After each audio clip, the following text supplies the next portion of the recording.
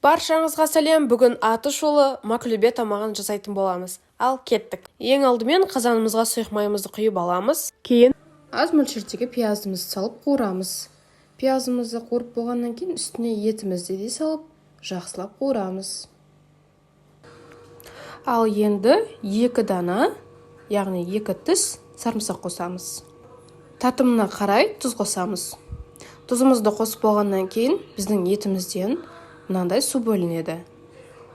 Осы кезде қазан қақпағын жауып, ең баяу отқа қойып, жарты сағатқа пісіреміз. Етіміз дайын болам дегенше сәбіз бен картопты дайындап қоямыз. Ең алдымен сәбіз бен картопты дәл осылай турап аламыз. Бірінші сәбізімізді қуырып аламыз. Қатты қуырмаймыз, жартылай ғана қуырамыз. Кейін картопты да дәл солай сәл қызарғанша қуырып аламыз. Міне, дәл осылай жартылай ғана қуырамыз. Күрішімізді, пиязды және қуырылған заттарымызды дайындап, қазанымызда етіміз піссе, етімізді толықтай бөлек ыдысқа аламыз. Суы тұра берсін, соның үстінен туралған пиязымызды салып шығамыз. Кейін қайтадан етімізді үстіне салып, нығыздап, жақсылап, сәбізімізді орналастырып, сәбізіміздің үстін шым-шым тұз қосамыз. Дәл осылай картопты да қойып шығып, үстіне шым-шым тұз қосамыз. Тізбектеп, бүкіл жерін жауып шығамыз. Алдын ала жуылған күрішімізге тұз қосып, жақсылап араластырамыз. Күрішімізді араластырып, қазанымызға саламыз. Күрішті салып болғаннан кейін жақсылап қасықпен нығыздаймыз. Маклюбені аударғанда шашылып кетпес үшін. Суымызды күріштің бетімен бірдей қылып қойып, нығыздап, қазанның қақпағын жауып, суымыз қайнағанша күтеміз.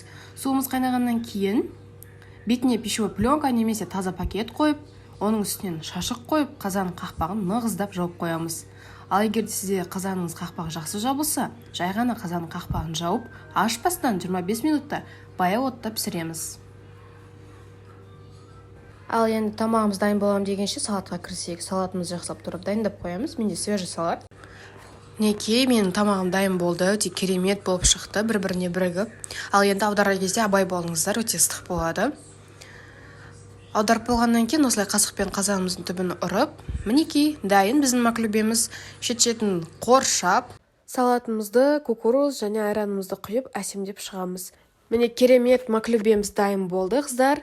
Каналға тіркелуді және лайк басып, комментарий жазуды ұмытпаңыздар. Сіздермен бірге Жанерке.